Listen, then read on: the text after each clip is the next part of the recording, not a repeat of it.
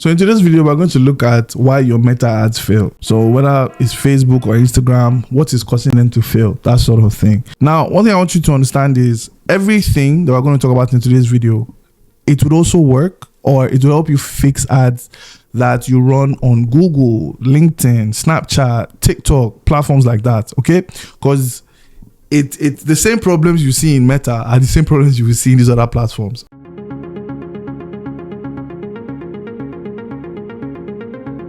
So the first one is your targeting, audience targeting.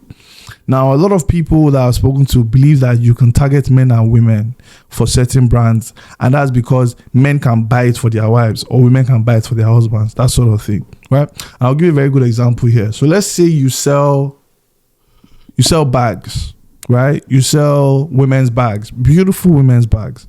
A lot of people think that during December or during Black Friday, let's use Black Friday as an example.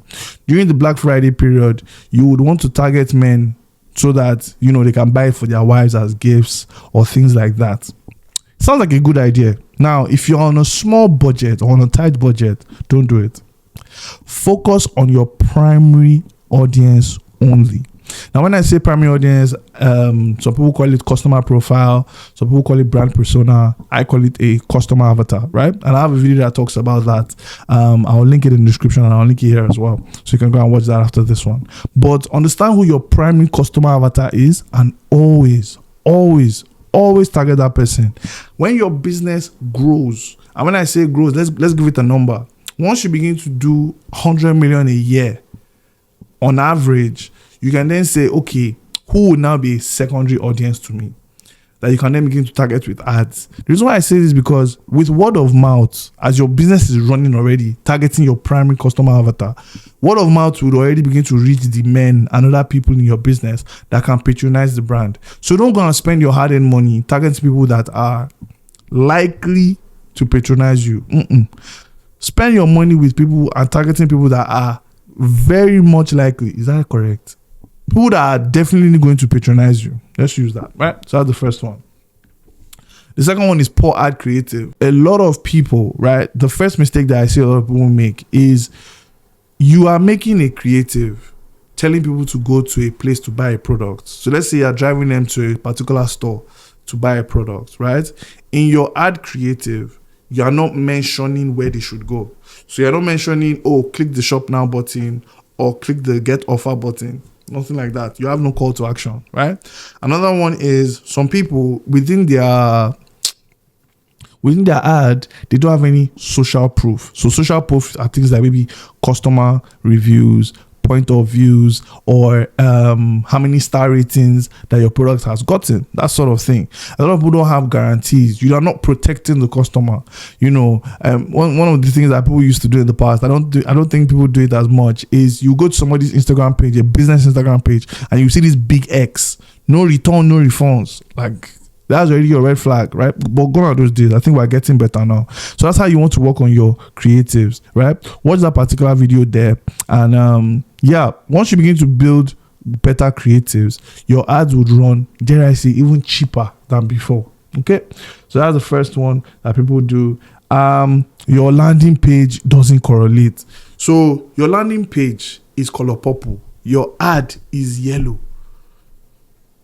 Once people get to your landing page, psychologically, there's something missing. There's something wrong. This doesn't look right. Those are the questions or the things they're telling themselves in their head, right? So make sure that the ad you are running, things like the model you are using, the text fonts, the text copy, the images, let it correlate with what people will see on the landing page. When I get to the landing page, I don't want to see something that is completely different or completely diverse for what I've seen when you are running ads, that sort of thing. So as you are building your landing page, build it with your ad in mind. And the same way as you are building your ad, build it with your landing page in mind. Knowing mobile experience. Now, so I don't have the exact number in my head right now, but over 70% of people make purchasing decisions on their phones when they are shopping on Instagram. When they are shopping on Instagram, they make over 70% of purchase decisions. Like they decide to buy from mobile devices. So when you are creating your website, and I think I talk about that in my Shopify tutorial, when you're creating your website or when you're creating your landing page for sales, whatever it might be, prioritize mobile. In fact, if possible, design for mobile first before you switch to web and tab versions, right? This is one key thing that we used to do a lot. Like, I'll give you a very good example. When we first started a particular brand, there was this thing where I think the buy button, I don't know if it's the buy button or the checkout button, was covered by a particular set of text. So people couldn't click. Right? So it was a customer that gave me this feedback. They would have to turn their phone to the landscape. Like they would literally have to go down, do that thing that you do in iPhones, turn it to landscape, and then that's when they could check out. Can you imagine? Right? And this was the early days. So don't make that kind of mistake. I have a video where I talk about how to launch a business. And in that particular video, one key thing I said was always test before you launch. Like test and debug. There are a lot of things that we're playing with internally in terms of AI tools and all of that. And that's the one key thing I started to understand when you're working with AI tools, especially. You always have to test and debug. In your business, let's say your website, test it on every platform. As the business owner, it is your duty. Test it on every platform and make sure that it works perfectly fine. The final one we're going to talk about in this particular video is budgeting. Now, when it comes to budgeting, a lot of people think that, you have to use a high budget before it works. And I disagree. I say I disagree because it genuinely doesn't depend on your budget. That's not the first place you want to look at. Look at your creative first, right? I've spoken about creatives already here. I've told you about the framework that I typically use. So look at your creatives first. You have a good creative, don't worry about the budget. Ideally, any budget would work. You will not see the results that you want based on your budget. I agree, but any budget would work. And what I mean by that is you always want to start with one to one. So let's say 1.5, which is $1. So start with $1 to $5 with your first ever ad, sales objective. Again, I'm talking to e-commerce business owners, by the way. You can set up sales objectives straight away. I've said this before. And it also depends on the kind of business that you run. If you run a business that is digital, like a digital product, just run sales objectives. Don't even waste time, right? Run sales objectives. And then this is why I said this is where budget actually matters. In your first 7 days, you will begin to notice reach. You begin to notice impressions. You begin to notice things like maybe not as important, but the frequency, right? I have a video that talks about all these metrics that I just mentioned. When you take a look at these things, you will then begin to know, okay, let me increase this budget and see what happens next. If you see that those things are poor, and I can't give you an idea of what poor looks like because it is very brand or business specific.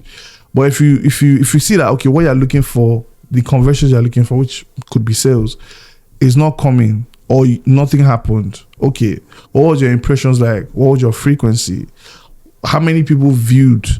Those are the little things that you want to look at. You can then go at the back end of your website and begin to look at, okay, how many people from the landing page, how many people maybe they dropped off at initiate checkout or add to cart? How many of them signed up for your emails, your email newsletter? Those are the little triggers that you want to look out for. If those things look positive to you, again, I don't want to give you a number because it's so specific to what you do. Like, and I say this because if you're selling a high ticket product, you're going to have a very, very interesting bounce rate. If you're selling a low ticket product, you should see some sales. Now, low tickets, I can give you a range. Anything between 5 and 20K, I'll probably say is low ticket. Anything above 25K to probably, I would say 100K is mid ticket. And I'm saying this based on my own experience where I've had people then ask questions. Like when I sell a product for 2K, 5K, people just buy that. Pew, pew, pew, pew, pew. They don't even send you message on WhatsApp or something. Maybe this is 2K, okay, no problem. When you sell things that are maybe 25, 35, 45,000, you begin to get those WhatsApp messages that, can we know more about this? Then when you sell things that are above that amount, you get phone calls. Oh, when can I come to your shop? That kind of thing, right? So depending on the business you run, you should also understand the kind of experiences that you want to provide your customers based on the way you price your products. Okay. If you need to learn more about that, or let me talk more about that, let me know in the comments. I'll respond to that. But typically, this is how you want to solve your budget and bidding. So when it comes to bidding, what do you then increase your ad to? So your first 7 days has passed, right? So your first 7 days has passed. Maybe you got a sale. Okay. Maybe you got a sale. But what else did you get? You begin to look at your metrics. You look at your analytics. What's working well? What's not working well? Okay, things that are working well. Is it time for me to scale those things up? Perhaps you want to work on a different ad. If you only have one ad set up, perhaps you look at setting up a second follow-up or a second retargeting ad. And if this is your first time running any ads, don't even set up retargeting yet. Just run multiple ads and see which one works. Now, start with budgets that you can afford to lose. If that makes any sense. Start with budgets you can afford to lose, which means if you're running a business and you can't spend 1,500 naira a day for 7 days, prioritize organic channels or free channels. Don't run ads. Don't. Ads is not your problem yet. Don't run ads. If you know you can't afford it, don't do it. Because ads can be a very expensive game to play if you're not ready for it. Okay? Again, I have, I have a business where we've done about 1.5. I need to check. I'm not sure. But I know that last time I checked, we had already spent 1.3 and we had already crossed 17 mil. So obviously that's like that's what 8%. My cost of sales, my advertising cost of sales is like 8%, maybe even lower, that sort of thing. If you want to learn about how I did that, you can watch this video here. I'll probably tag a playlist you can even go and watch so you can learn how to run ads better. But yeah, those are the key problems that I see that would cause your meta ads to fail. There might be more. In fact, there are more. But once you solve these key ones that we've spoken about, the problems that you then begin to see are secondary, and you can probably even tell and fix it yourself as you're looking at them. Okay. If you want to work with me directly, if you want me to take a look at under the hood of your business, see how we can improve things, check out the EMBA program. Yeah, that's pretty much it. I'll tag a playlist that you should go and watch next so you can learn how to set up better ads. Peace.